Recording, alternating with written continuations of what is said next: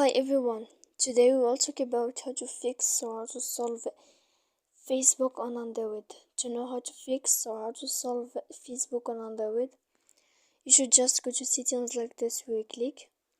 After that, in this page we go to apps, default apps, app settings. When you will see this list, you will go down to find the application of Facebook and you will enter. Then here in this page, as you see, we go to click for stop. When you will end this, you will enter to storage. After that, we click clear cache. Then you will go to click clear data. And when you will end all this stuff here, as you see, you can turn off your Wi-Fi. So please don't forget to support us by like and subscribe.